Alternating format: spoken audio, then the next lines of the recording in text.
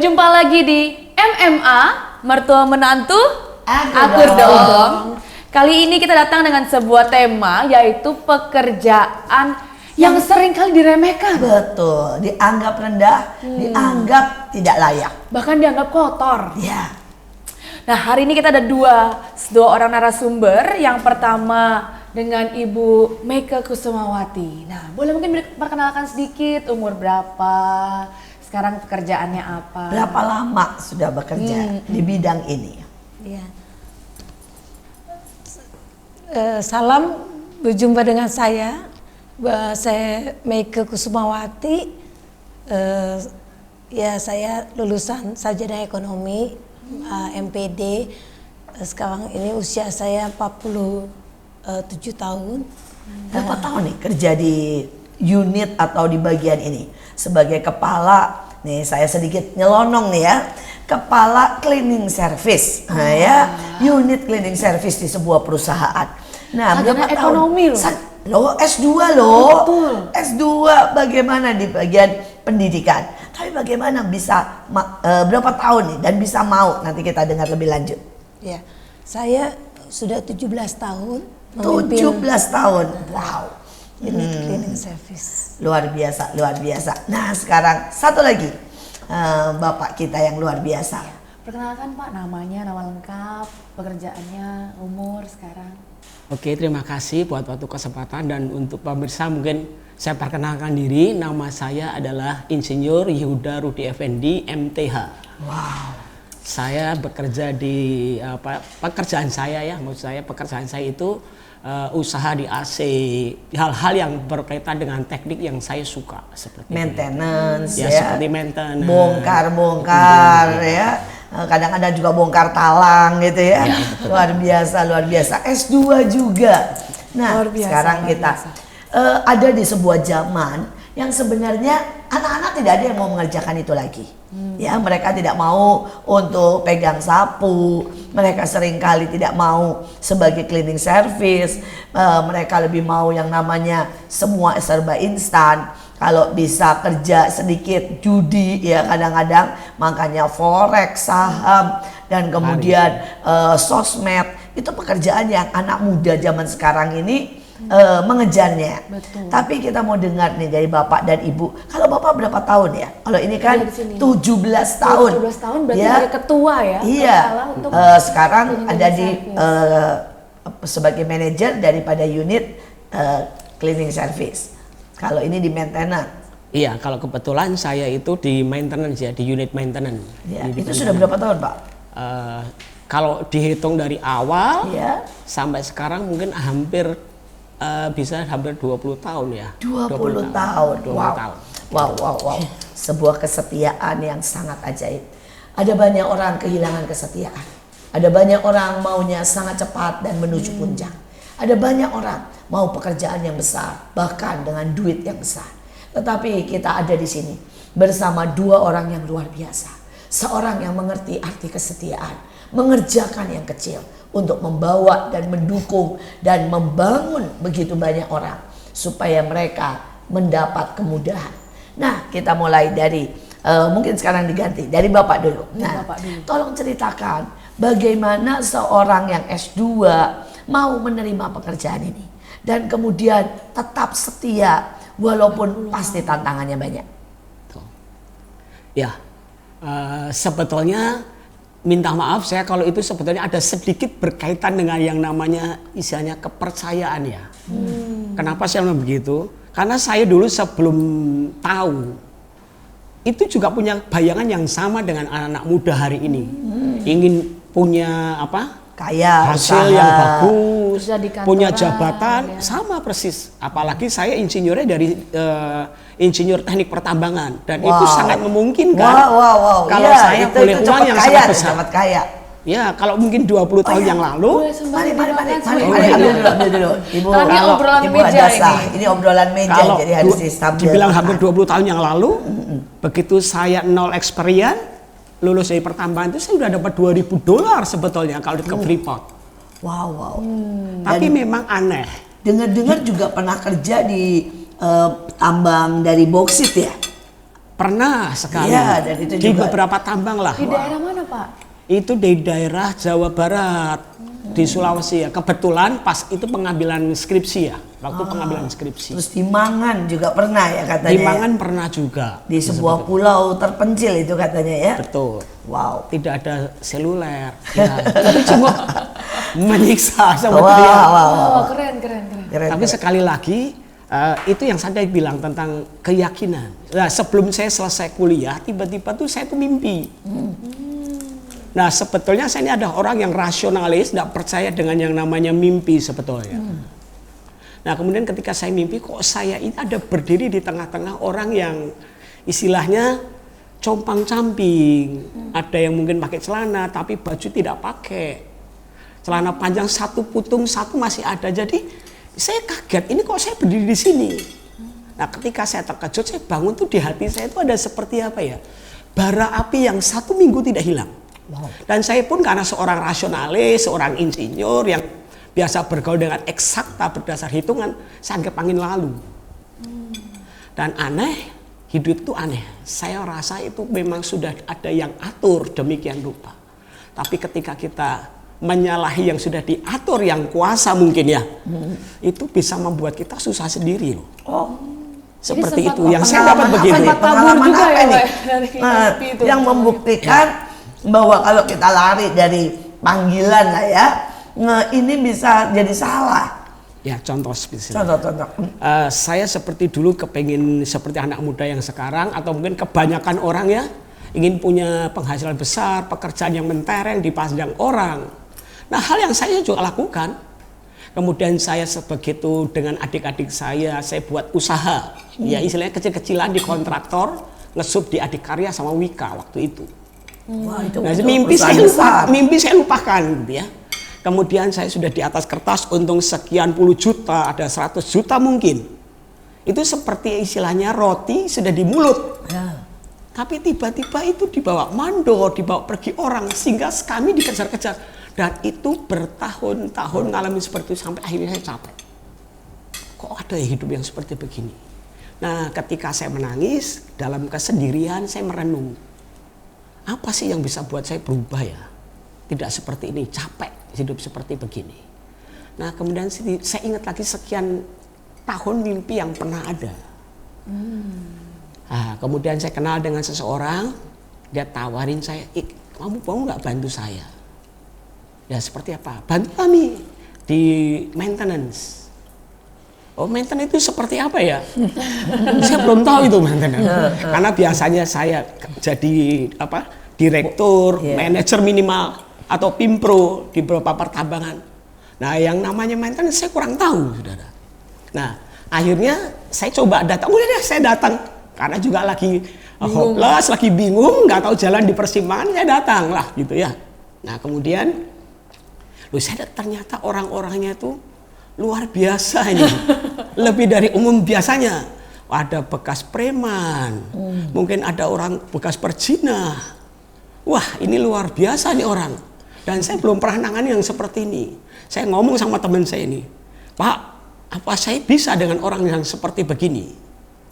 Tiba-tiba bapak ini ngomong begini. Betapa baiknya orang bisa berguna bagi orang lain. Atau istilahnya kamu mengangkat orang yang compang-camping itu jadi sesuatu orang yang berharga.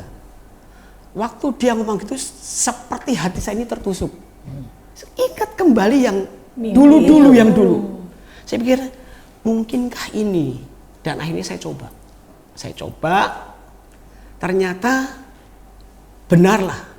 Jadi ketika kita ikut di seperti yang mimpi Jalan yang Jalani. sudah ditentukan. itu, tetapi ada sesuatu yang aneh yang saya sebelumnya tidak pernah dapat.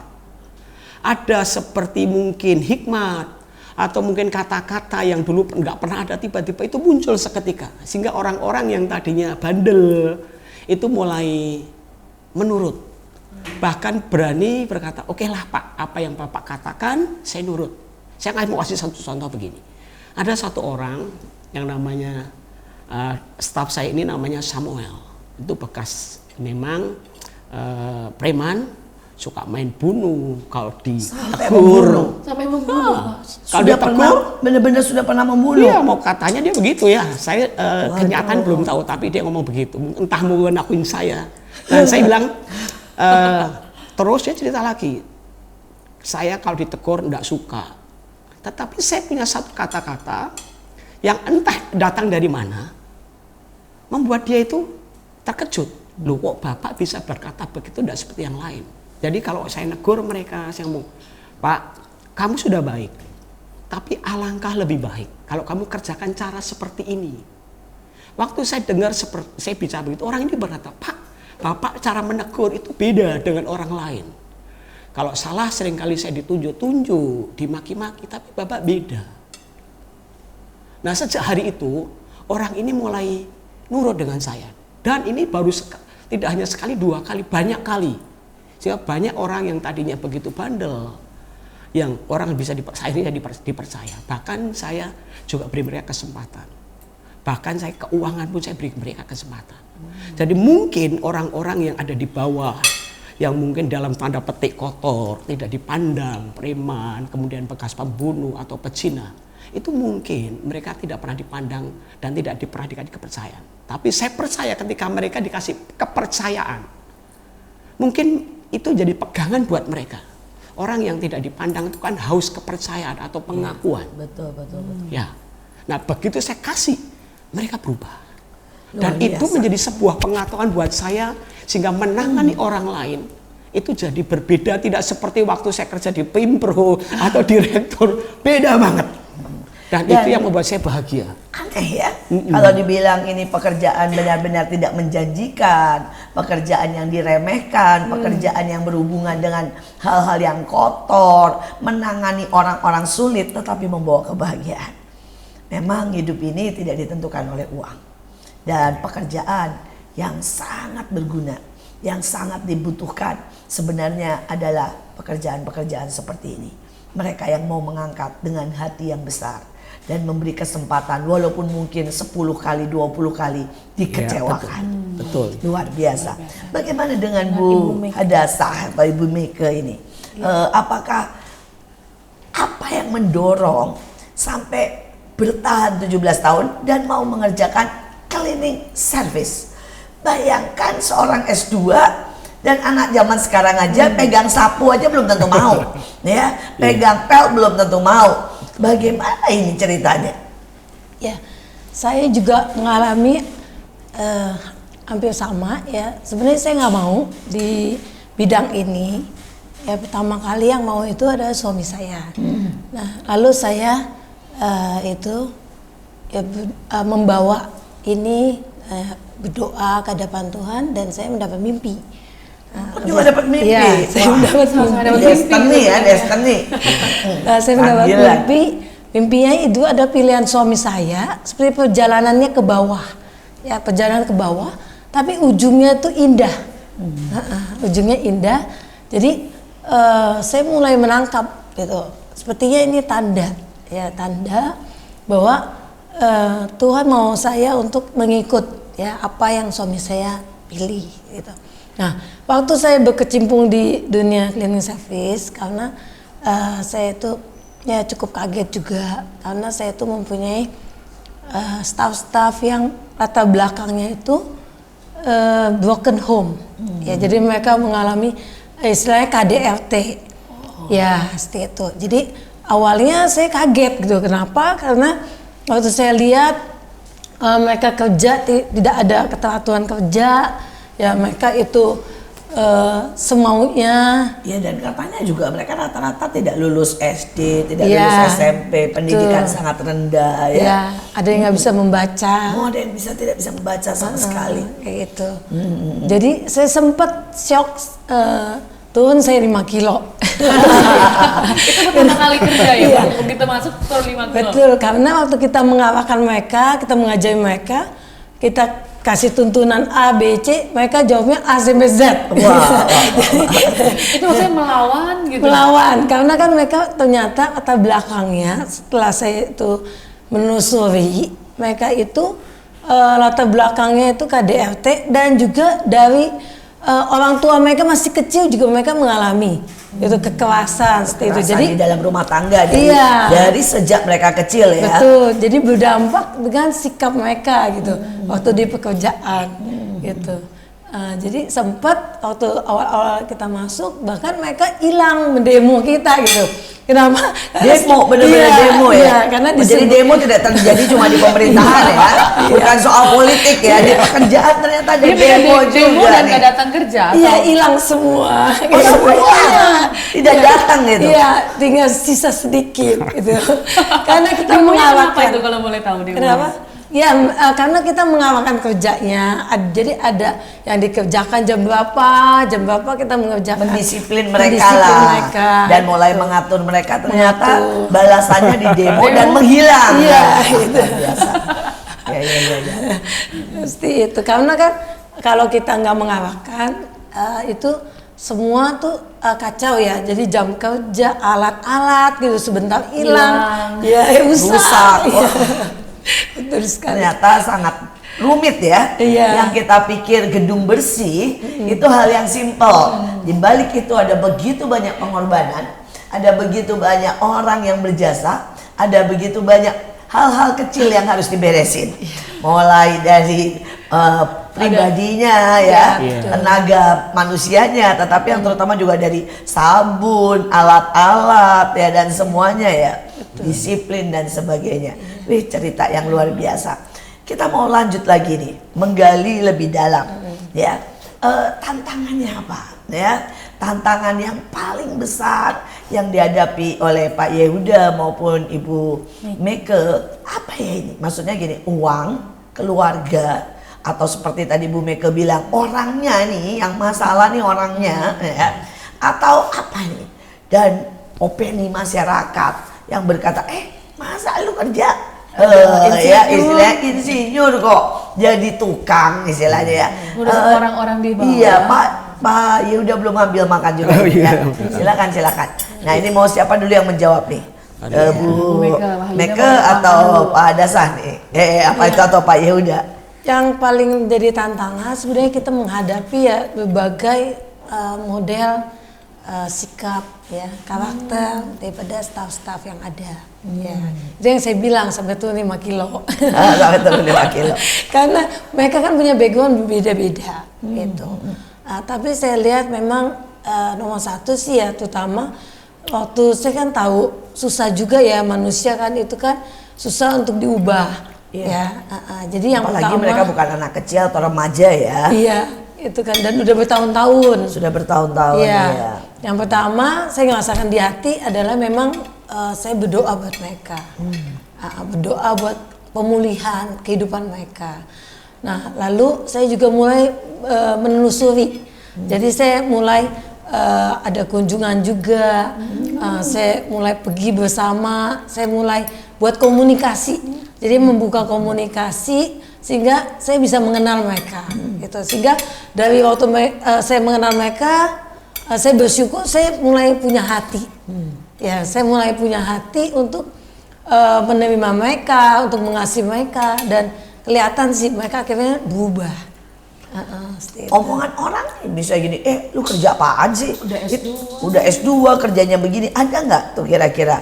Dan apakah ada malu nggak sih kalau misalnya ketemu temen ya, atau ketemu saudara-saudara dan mulai dipertanyakan istilahnya pekerjaan yang diremehkan ini? Enggak sih, enggak tahu masalah kok dari keluarga, karena mereka melihat saya semakin naik ya, baik secara kehidupan saya, ya keluarga saya, kesejahteraan saya gitu. Jadi mereka melihat sendiri ya, pasti itu. Wah, luar biasa. Nah, Pak Yehuda nih, bagaimana tantangannya nih? Tadi Ibu Meke sudah bilang di demo ya, tantangannya ini mereka ternyata nih benar-benar nggak bisa ya. Dan tapi ada sebuah statement yang luar biasa ya. Pada saat saya memberikan doa turun ke rumah-rumah mereka, kasih tetap tidak pernah gagal ya. Betul. Kasih tetap menembusi setiap hati, bahkan hati yang marah, hati yang kecewa, hati yang sakit, ternyata kasih tetap senjata yang luar biasa. Tapi ini dari Pak Yehuda sekarang. Ya, kalau dari saya sebetulnya hampir sama sebetulnya. Jadi yang paling utama di saya adalah menghadapi semua tim, staff ini. Yang pertama adalah orangnya, karakter pertama ya, dari karakter. Tapi sebenarnya di setiap level pun sama ya, Sama. nggak harus di misalkan ini kan pekerjaan yang diremehkan, mau kita bekerja dimanapun tetap orangnya ini akan justru itu yang akan banyak Manpower nih ya. Betul. powernya ini akan ada terjadi konflik gitu. Betul. Lanjutkan Pak, maaf Pak. Ya, pertama dari karakter. Nah, karakter mereka yang sulit untuk diatur dan mau sendiri ini yang sering kali kita butuh trik-trik tertentu. Nah, coba-coba apa cerita nih aja triknya apa? Karena Mau belajar pasti juga. pasti berguna buat semua. Ya, yang pertama saya satu ya. Beri mereka yang pertama adalah saya beri mereka kepercayaan. Walaupun mereka mungkin salah dan buat saya rugi. Iya. Tetapi ketika saya kasih kepercayaan dan itu menjadi pegangan buat mereka. Itu yang kalau yang dari saya ya. Yang kedua, betul seperti yang dibilang Ibu Meike ini, saya juga approach ya dengan rasa sayang, dengan rasa kasih. Karena itu mereka tidak didapat di luar atau dari orang lain. Nah, begitu dia dapat, dia itu pegang itu. Sehingga sampai dia cerita tentang keluarga, dia cerita tentang hidup dia. Dan dari situ baru saya tahu, oh ini orang melakukan seperti itu karena seperti ini. Nah, saya baru tahu. Nah, berikutnya yang mereka ini memang kemampuan kerja. Mereka ini tidak seperti yang orang lain punya, mungkin di bawah rata-rata karena tidak diberi kesempatan ya. Nah, saya juga ambil kesempatan sama mereka, berani ambil kesempatan, mungkin sedikit rugi. Enggak apa-apa, kamu lakukan sesanggup kamu. Dan ketika dia tidak berhasil, saya tuntun dia. Karena saya percaya setiap orang itu ketika cepat atau lambat terus aja itu akan masuk lahan demi lahan, pelahan-pelahan ya, maksud saya begitu. Dan akhirnya jadi sekarang bisa saya jadi autopilot, saya tidak ada, dia sudah bisa kerjakan sendiri. Jadi memang butuh yang namanya kesabaran. Iya, Tapi betul. sekali lagi diberi kepercayaan ya. Iya. Menuntun dengan sabar. Betul. Walaupun rugi loh ya. Iya. Kita tetap harus berikan kepada mereka kesempatan demi kesempatan. Kalau boleh tanya, dari proses kan sempat ini ya diberi kepercayaan, nanti rugi, nanti nggak rugi gitu. Bisa ceritain nggak itu berapa lama proses sampai akhirnya bisa autopilot tadi? Ya, betul. Itu kan orang kadang seringkali baru sebulan udah menyerah, Iya. 2 bulan sudah menyerah gitu. Betul, jadi itu Apakah- tiap orang beda-beda ya. Beda, ada yang 2 tahun, ada yang 3 tahun. Tidak sama, tetapi saya peramati itu kira-kira antara 2 atau 3 tahun lah gitu. Wow. 2-3 tahun. Banyak Dan perusahaan hasilnya juga tidak sabar ya, ya. yang saya dapat sekarang hasilnya ya lebih dari yang saya harapkan sebetulnya. Saya sekarang uang bukan di tangan saya, di tangan mereka. Tinggal kalau saya minta ya ada berapa keluarin, saya tinggal begitu. Dan orang ini bisa pegang begitu rupa karena itulah satu. Saya pernah tanya begini, kok kamu bisa nggak nyuri, kenapa? Iya betul. Iya, Dari iya, dulunya iya. kebiasaan mencuri ya. Dulunya memang pernah ada sempat dicuri Pak.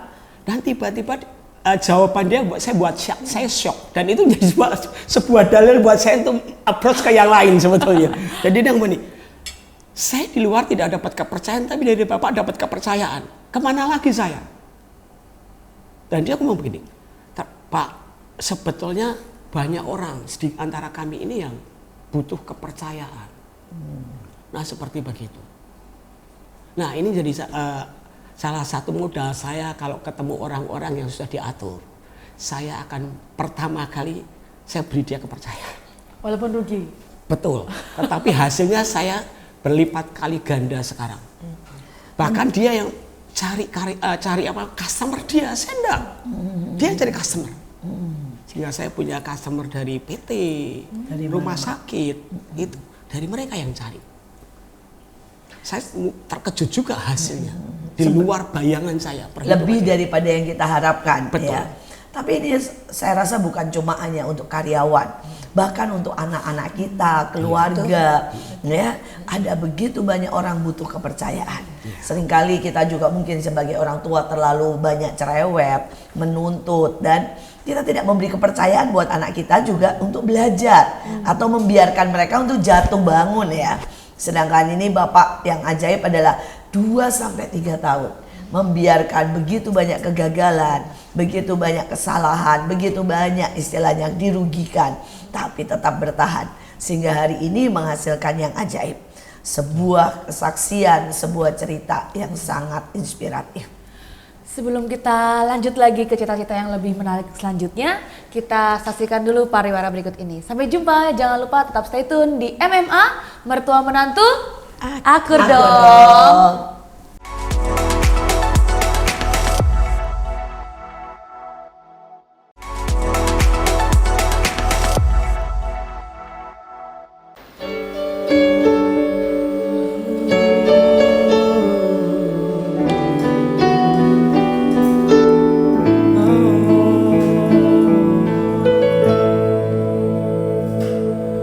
Tuhan tak pernah janji langit selalu biru, tetapi Dia berjanji selalu menyertai.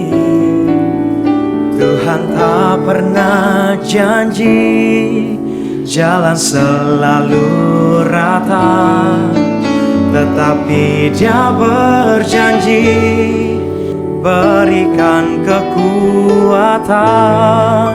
Jangan pernah menyerah, jangan berputus asa. Mujizat Tuhan ada saat hati menyembah. Jangan pernah menyerah, jangan berputus asa. Mujizat Tuhan ada bagi yang setia dan percaya. Oh, Tuhan tak pernah janji langit selalu biru, tetapi Dia berjanji selalu menyertai. Tuhan tak pernah janji jalan selalu rata, tetapi Dia berjanji berikan kekuatan. Jangan pernah menyerah, jangan berputus asa. Mujizat Tuhan ada saat hati menyembah. Jangan pernah menyerah, jangan berputus asa. Mujizat Tuhan ada bagi yang setia dan percaya. Mujizat Tuhan ada bagi yang setia dan percaya.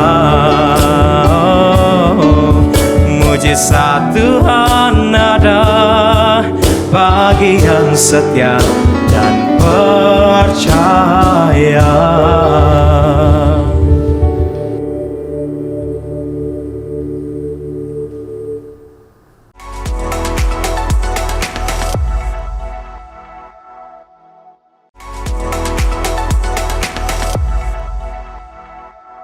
MMA Mertua Menantu Akur Akur Dong. Dong.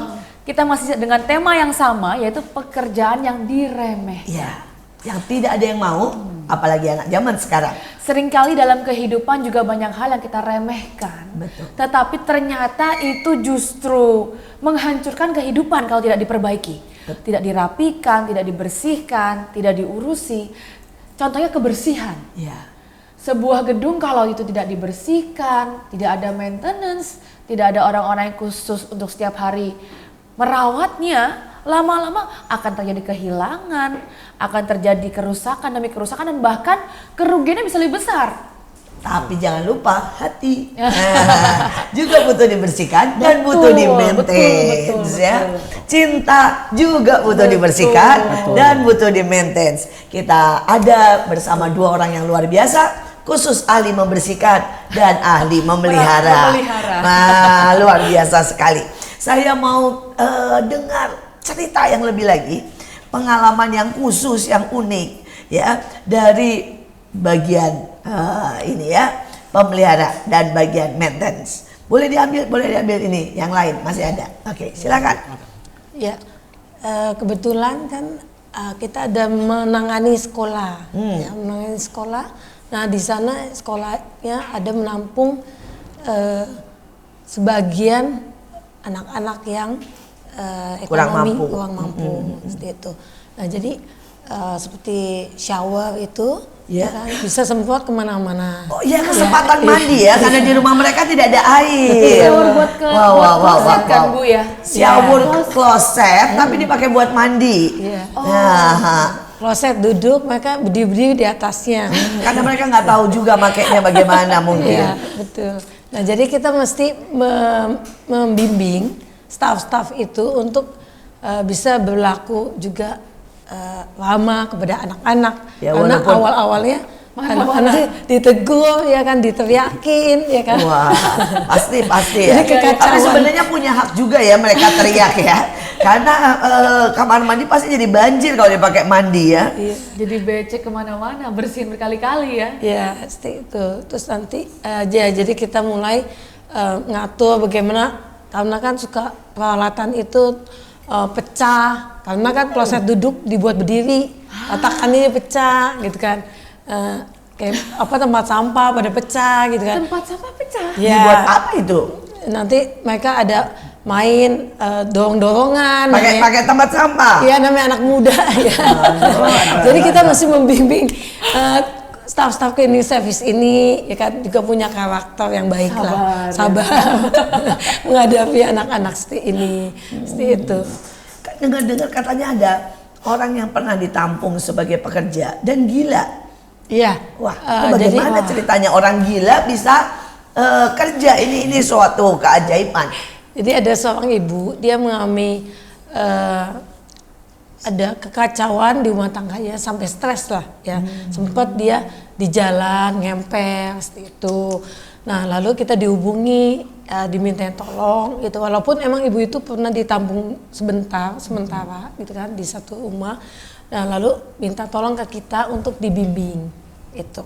Nah waktu dibimbing ya mungkin kita nggak bisa kasih pekerjaan yang berat gitu. Dari kecil ya kan. Kita mulai kasih kepercayaan, terus kita bangun hubungan seperti itu. Nah kita lihat ibu itu sekarang ini udah jadi pemimpin malah, pemimpin gedung seperti itu. Justru dikasih pekerjaan dia sembuh. Iya. Ajaib sekali. Pernah nggak ini di tengah-tengah seperti itu kumat? Dulu nih ya misalnya ya. Ada ya. Pernah juga ya? Iya, kalau tekanan begitu banyak ya kan. Kadang-kadang muncul seperti itu kan. Cuman kan kita udah mengerti kan. Sudah mengerti ya. Bekas gila. Jadi harap maklum. Kalau kumat itu kenapa, teriak kah atau dia marah-marah? Marah, iya, marah biasanya sama teman-teman gitu. Tapi bisa sampai jadi pemimpin. Iya, bisa jadi pemimpin. Sekali lagi tidak ada yang mustahil. Pada waktu kita memberi kesempatan, pada waktu kita mengasihi, dan pada waktu kita tidak menyerah. Seberapapun orang sudah meremehkan dan membuang, bahkan orang berkata ini orang gila, tidak boleh ada dan tidak boleh mengganggu pekerjaan. Tapi ternyata setiap kali kesempatan diberikan ada hasil yang luar biasa. Jangan pernah meremehkan orang. Betul. Jangan pernah meremehkan juga sebuah pekerjaan. Betul. Karena maintenance dan cleaning service harus dikerjakan. Baik dari soal hati sampai gedung ya. Mungkin komputer juga harus loh. Betul. HP juga kalau nggak dibersihin lemot loh. Jadi ini pekerjaan yang tidak boleh diremehkan karena ini dalam segala aspek. Sekarang bagaimana dengan Pak Yehuda? Silakan Bu. Iya. Kalau dari saya memang betul. Jadi kalau Kalau saya kan kalau ibu ini dia bagian kebersih, kami menjaga. Iya, betul. Sekaligus Tong juga sampah, kalau tong memperbaikin juga Ya, ya. betul. Nah, sekarang ada pengalaman apa nih memperbaiki manusia? Nah. Ya. Kalau tadi manusia sudah ya. Jadi kebetulan kami ini punya customer atau pelanggan itu ya macam-macam ya. Ada sekolah, ada rumah sakit, kemudian ada PT. Tetapi yang paling luar biasa adalah sekolah.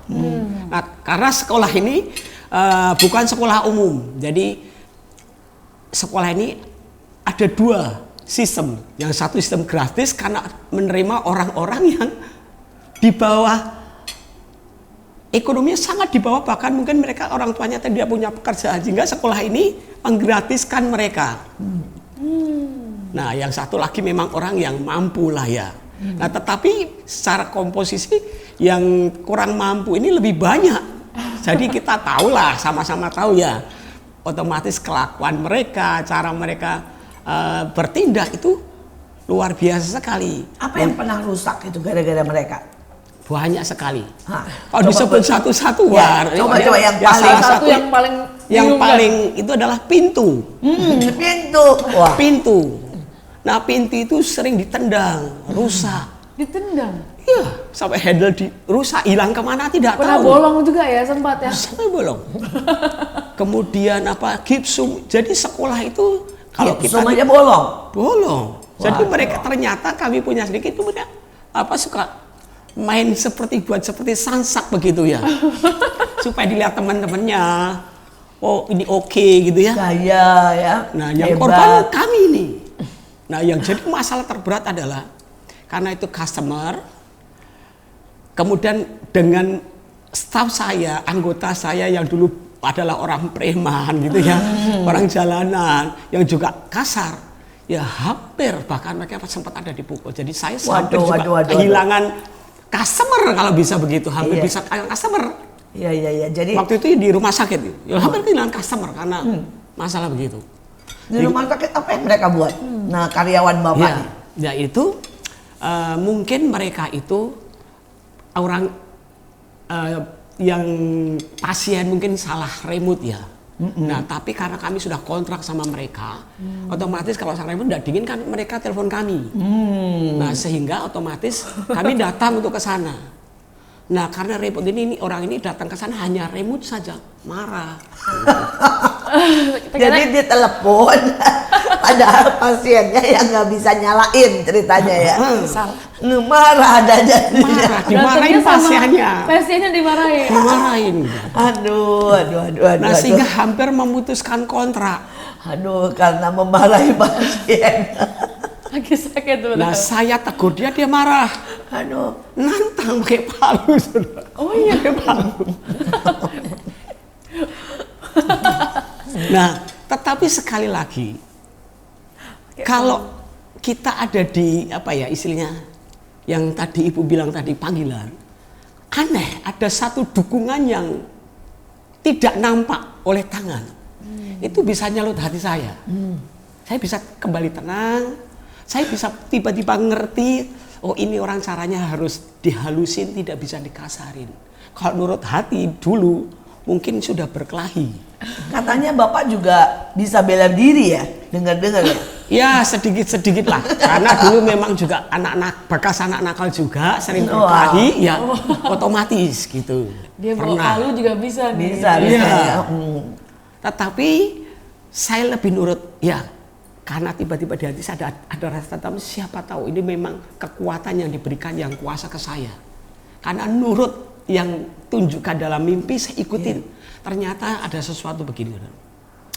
Kalau kita menuruti panggilan yang seperti kata ibu tadi betul, maka ada sebuah kekuatan yang ilahi mungkin ya. Kalau saya sebut ilahi, kalau bapak ibu mungkin nyebut apa saya tidak tahu. Itu yang menopang untuk supaya apa? Kita bisa mengangkat mereka, berdiri di mereka berdiri, untuk menjadikan mereka jadi sesuatu yang lebih baik. Dan ketika saya tidak respon yang seperti mereka mau, mereka jadi berubah. Jadi mereka tambah mau belajar. Pak, kok kamu bisa begitu? Saya bilang, buat apa kita bertengkar? Kalau tidak ada gunanya. saya rugi, juga bapak rugi. Betul juga ya. Nah, ternyata mereka itu kalau diberi yang halus, kata-kata yang penuh kasih, itu mereka lebih bisa terima daripada kata-kata kasar. Dan karena perbuatan mereka, saya juga sebetulnya nangis juga sih, menangis sangat berat. Kenapa? Itu salah satu penghasilan buat yang saya usahakan, hampir putus. Saya nangis, tapi mereka lihat, oh ternyata efek yang mereka buat itu bisa membuat tidak hanya diri dia, tapi saya juga teman-teman mereka itu juga menderita. Toh kalau misalnya sampai ekonomi penghasilan yang saya usahakan, perusahaan yang kita usahakan itu tidak meningkat, mereka juga tidak meningkat. Bahkan teman-teman mereka juga bisa natin, jangan begitu, kita juga susah. Jadi dari situ mereka itu satu dengan yang lain bisa saling menopang. Nah saya jadi merasa memiliki perusahaannya ya. Jadi sehingga mereka bisa sekarang itu berjuang sama-sama, saling nopang. Jadi kan saya kebetulan ada beberapa unit ya, jadi ada subunit maksud saya. Ada listrik, kemudian AC, kemudian bangunan gedung, kemudian ada pemipaan. Mereka bisa saling substitusi, saling mengisi. Kalau yang satu lagi sakit, mereka dengan dirinya bisa sukarela. Karena mereka mungkin merasa at home ya dengan seperti itu. Jadi mereka dan gotong royong akhirnya memudahkan dan meringankan pekerjaan mereka. Dan mereka yang akhirnya usaha cari, dan akhirnya saya juga beri mereka insentif. Sekarang mereka juga bisa tambah kredit motor. Dari itu bahkan ada yang mau dalam rangka ke depan ini katanya, Pak saya mau kredit rumah, silakan. Gitu. Karena saya lihat insentif mereka juga ada yang 1 bulan sudah terima 1.250.000 yang tadinya tidak pernah dia dapat gitu. Toh kalau misalnya rumah subsidi ya, itu kan mungkin 1 bulan kan cuman istilahnya 900 sampai 1 juta. Dan dia senang banget, dan itu pekerjaan dia pegangin betul-betul. Apa yang saya katakan, coba tolong maintain hati pelanggan, siapapun kamu sopan. Iya, jadi yang di-maintain itu bukan cuma bangunan ya.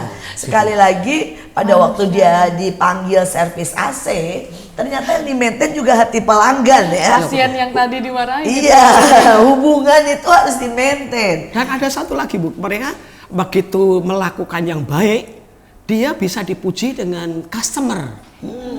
Bahkan customer memberikan, karena kamu pelihara AC, jadi tempat kami usaha seperti kantor, kemudian rumah sakit, martabatnya terangkat karena dapat pujian dari pelanggan atau pasien mereka. Ya, tiba-tiba mereka merasa berguna, tiba-tiba mereka merasa dihargai. Betul. Sehingga kerja sama kami dengan PT, dengan rumah sakit itu semakin erat. Bahkan kemarin kami diminta ada satu rumah sakit mau nambah 1 lantai. Dan dia tawarin saya, Pak, kamu mau bisa nggak kamu pegang untuk naikin 1 lantai, hitung juga seluruh AC-nya ya. Kami tidak sangka-sangka gitu, seperti begitu. Nah ternyata ketika kita beri sesuatu yang baik, yang kecil-kecil kita perhatikan seperti milik sendiri, orang itu seperti mendapatkan perhatian yang ekstra. Mari kita beri lebih daripada yang diharapkan. Ya, betul. Ya. Extra mile istilahnya, kalau orang tuntut kita 1, kita beri 2. Ya. Kalau orang minta kita sedikit, kita beri lebih banyak ya. Supaya dalam hidup ini semakin banyak kita memberi, toh kita akan menerima juga semakin banyak. Ini adalah contoh yang luar biasa, di mana hati mereka tidak pernah padam karena yang namanya tantangan. Hati mereka tidak pernah padam karena mereka dikecewakan. Hati mereka juga tidak pernah menjadi marah pada waktu mereka dimarahi oleh banyak orang. Dan seolah-olah mereka harus menanggung beban, menanggung kerusakan, bahkan menanggung kerugian karena tingkah laku banyak orang. Inilah pahlawan-pahlawan yang sesungguhnya. Pahlawan tidak hanya ada pada waktu perjuangan dan mencucurkan darah. Tapi inilah pahlawan yang mencucurkan keringat, mencucurkan air mata, mencucurkan yang ada di dalam darah mereka, yaitu cinta, yaitu pengharapan, yaitu kasih. Nah, saya masih mau bertanya ini kepada Ibu Meike, pernah nggak sampai satu titik jenuh ya, sehingga benar-benar give up sama satu atau dua orang atau sama anak-anak yang sudah berdemo, dibersihin, dikotorin lagi ya, ataupun soal ekonomi mungkin yang menekan sampai rasanya mau give up dalam segala sesuatu? Mungkin pernah menangani staff ya. Pernah menangani staff yang mungkin bertahun-tahun ya kan, tapi belum berubah seperti itu. Nah, tapi biasanya ya kembali lagi yang tadi saya sampaikan ya, karena yang saya lihat yang lain tuh kan banyak, yang lain ya pekerja-pekerja yang lain, mereka itu berpengaruh dengan keluarga suami. Ketika mereka berubah, pengaruhnya sama suami dan anak. Jadi anak-anak mereka juga berubah gitu kan. Nah, jadi kita udah mau give up, mikir lagi gitu loh, akan hasil-hasil yang kita sudah lihat gitu di keluarga-keluarga mereka seperti itu. Ya, jadi itu yang jadi akhirnya jadi satu kekuatan lagi untuk bisa menerima lagi orang itu. Satu orang di jamaah rupanya berdampak kepada keluarga, kepada anak-anak, bahkan lingkungan ya. Dan ini menguatkan sekali ya. Iya. Setiap kali kita sedang gagal, kita sedang terpuruk, jangan lihat yang negatif. Tapi sekali lagi, mari kita lihat hasil, kita lihat yang baik, kita lihat dampak yang sudah dihasilkan. Maka hati kita akan semangat lagi. Nah, sekarang dari Pak Effendi, pernah nggak pengen give up gitu ya? Karena sebuah peristiwa atau kejadian yang benar-benar pernah memukul dan pernah meletihkan sekali. Ya pernah, terutama masa-masa kita memberikan kepercayaan kepada staf itu seperti yang saya bilang antara 2-3 tahun itulah masa-masa yang krusial. Saya hampir give up. Saya sempat berpikir begini, kayaknya tidak ada artinya nih. Seperti begitu. Nah, tetapi sekali lagi saya ekonomi juga mulai tidak berkembang segitu banyak. Habis banyak yang ditabur seperti garam di tengah lautan gitu ya. Iya, betul. Kadang-kadang kita merasa begitu ya. Tidak ada gunanya, meletihkan. Tubuh, jiwa kita letih karena hal itu. Tapi sekali lagi, ketika saya merenung kembali, saya diingatkan mimpi itu. Jadi kalau Pak Effendi ini lebih banyak ingat visi ya, betul, atau mimpi awal ya. Karena kenapa saya di sini? Iya, karena toh dulu saya juga hidup di luar ini tidak berhasil. Tapi kalau ini memang jalan saya, oke lah, saya akan lakukan. Jadi saya ambil komitmen juga di situ. Ada sebuah ilustrasi atau kata-kata bijak yang berkata, dengan cinta, batu yang dilemparkan orang kita bisa bikin fondasi. Betul, betul. Dengan cinta ya, sampah yang dilemparkan manusia bisa dijadikan pupuk. Ya, memang inilah dua contoh yang luar biasa yang merubah setiap sampah menjadi pupuk, yang merubah keluarga, yang menghasilkan buah yang luar biasa. Mereka juga orang-orang yang hampir selalu dilempari batu. Pada waktu mereka dituntut, pada waktu kesalahan yang mereka tidak buat dilemparkan kepada mereka. Tapi mereka merubahnya jadi fondasi, sehingga mereka menjadi semakin kuat dan semakin kuat. Ini contoh yang luar biasa. Nah, bagaimana dengan istilahnya keluarga kalian sendiri ya? Seringkali pada waktu kita sudah capek nih di kerjaan, pulang itu kan pengen istirahat. Tapi kan kenyataannya keluarga juga punya tuntutan lain. Nah, ini bagaimana untuk menghadapi ini sehingga pulang tidak bawa sampah, tidak bawa kemarahan, tidak bawa kejenuhan. Bagaimana, Bu? Nah, kebetulan anak-anak saya juga aktif. Anak-anak saya punya kegiatan di luar, gitu kan. Suami juga, gitu. Jadi karena ada kegiatan di luar, pengertiannya lebih. Mereka punya pengertian yang lebih, gitu. Jadi kita bisa saling melengkapi waktu kita di rumah. Ini sesuatu cara yang baik ya. Jadi anak-anak tidak hanya menuntut dari orang tua, tapi rupanya sebenarnya justru anak-anak juga memberikan pengertian, mendukung orang tua mereka, dan anak-anak juga bisa menjadi satu tim namanya ya, untuk melayani, untuk bekerja, untuk beresin rumah. Wah, ini ajaib sekali. Ya, kalau kita bisa membangun, memang membangun anak bukan berarti memberi uang. Membangun anak, membangun keluarga, membuat keluarga menjadi lebih dekat, bukan berarti ya harus dengan memberikan mereka keamanan dan dijauhkan dari semua tantangan. Tetapi membangun mereka rupanya pada waktu bersama-sama berjalan. Dan bahkan mereka bisa tahu kelemahan maupun istilahnya suka dukanya ya. Sedangkan untuk Bapak bagaimana Pak? Iya, kalau saya simple Ibu. Karena saya mulai belajar menangani semua orang dengan cara kebutuhan mereka. Saya mulai belajar untuk amati juga istri sama anak-anak saya. Gitu. Jadi ternyata ilmunya dibawa juga ke rumah ya. Itu dampaknya sangat besar. Nah, saya akhirnya tahu, oh istri saya suka begini, anak saya suka begini. Saya mulai jalani. Misalnya saya capek, lelah, wah supaya tidak meledak. Saya kasih yang mereka suka. Nah, kebetulan kita sama-sama suka tamasya, misalnya berenang gitu ya. Nah, saya ajak yuk kita berenang. Jadi setiap kali capek ayo berenang gitu ya. Wah, hebat. Saya jadi relax gitu. Ide yang luar biasa ini, ide yang luar biasa. Terus jadi saya punya satu trik di keluarga gitu ya.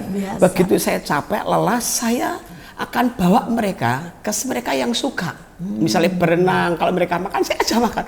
Maka dia akan lupa nuntut saya. Aduh, jadi ini perlu ditiru. Dia perlu ditiru. Ya, luar biasa. Seperti begitu. Nah, itu yang selama ini saya lakukan berhasil. Berhasil. Tapi kan dengan punya anak yang cukup aktif ya. Betul. Sangat aktif malahan ya. Nah, apa nggak capek nih pulang dari kerja? Saya dengar istri juga kerja ya. Terus menghadapi anak yang aktifnya luar biasa di usia-usia pada waktu itu apalagi masih balita gitu ya. Itu bagaimana? Iya, dia itu memang anak ini aktif, suka manjat. Pokoknya suka yang menyelidiki ya, naik turun begitu ya. Saya akan kasih mainan yang dia suka. Saya kasih maka dia akan bongkar, saya diam, saya sambil ketawa yang lihatin dia saja. Jadi dia tidak akan ganggu saya, nggak ganggu saya, nggak ganggu mamanya. Dia main di situ karena kebetulan ini saya tahu anak ini paling suka adalah mainan. Dibeliin baju dia juga tidak respon dengan apa? Dengan memuaskan ya. Gitu ya. Peluk saya, oh papa terima kasih enggak. Beli makanan sama. Begitu diberi mainan, wah dia akan lupa. Dia akan main dengan sangat asiknya. Dan paling minta saya pendapat, Pak kalau gini bagus kan? Iya, selesai. Begitu. Selesai. Trik itu juga bagus. Ternyata tapi rasanya ini anaknya juga nurunin dari papanya nih ya. Ya karena Mungkin, papanya juga suka di maintenance ya. Ini suka bongkar-bongkar calon insinyur juga nih rupanya. Mungkin. Nah, betul. Tapi ini trik yang sangat simple ya. Banyak orang tua itu kan pulang dan kemudian marah dan meledak. Mari amati semua orang. Betul. Dan berikan kepada mereka apa yang mereka suka. Kadang-kadang orang juga memberikan hadiah bukan yang orang itu suka, tapi yang orang yang ngasihnya ini yang suka. Nah, ini miss ini. Ya. Tapi kalau kita memberikan apa yang orang itu suka. Kita dari ujung dari semuanya, saya mau Bapak dan Ibu memberikan 1-2 kalimat sebagai penutup dan pesan buat generasi ini, buat semua kita yang di rumah. Dari Silakan. Ya, boleh. Jangan pernah kita menyerah. Apapun yang dipercayakan dalam hidup kita, asal kita melakukannya dengan percaya, dengan segenap hati, maka itu akan menghasilkan hasil yang luar biasa dan sangat berdampak bagi yang lain. Silakan. Nah, pemirsa semua saudara-saudara, ingin hidup lebih baik, berilah kepada orang itu kepercayaan. Belajar memberi kepercayaan pertama kali. Yang kedua adalah belajar mengasihi mereka seperti engkau mengasihi dirimu sendiri. Itu membuat kita tidak mudah give up. Dan selanjutnya adalah yang ketiga adalah berikan yang terbaik yang kamu bisa lakukan buat mereka. Mata mereka, perasaan mereka tidak pernah tertutup. Pasti akan kembali berlipat kali ganda. Itu yang dari saya. Bekerjalah jangan karena itu adalah hal yang diremehkan atau tidak. Bekerjalah jangan karena sebuah sekedar gaji, tapi bekerja dengan rasa memiliki pekerjaan tersebut. Maka kita akan jadi pemilik dari pekerjaan itu. Sekali lagi, bekerja jangan hanya lihat yang diremehkan orang, tetapi lihatlah setiap berlian-berlian yang ada di setiap pekerjaan dan kehidupan kita. Jangan lupa tetap stay tune di MMA, Mertua Menantu Aku dong. Aku dong. Jangan lupa untuk like, komen, dan subscribe YouTube kita Asia Zara, dan stay tune untuk episode-episode selanjutnya. Sampai jumpa.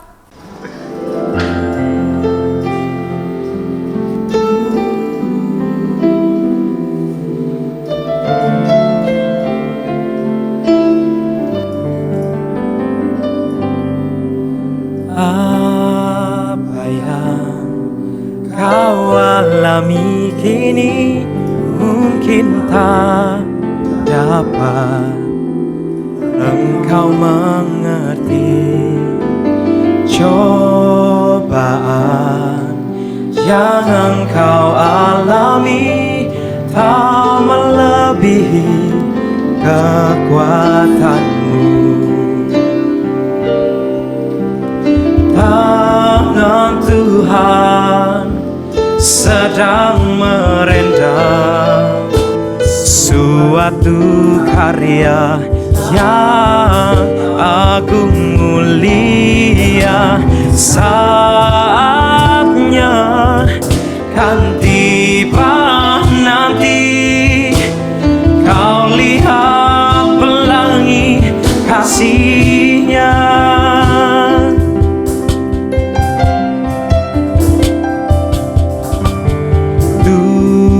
Tuhanmu tak akan memberi ular beracun pada yang minta roti.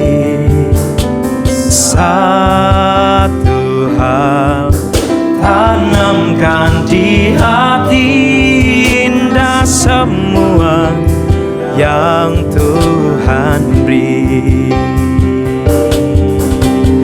Tangan Tuhan sedang merendam suatu karya yang agung mulia. Saatnya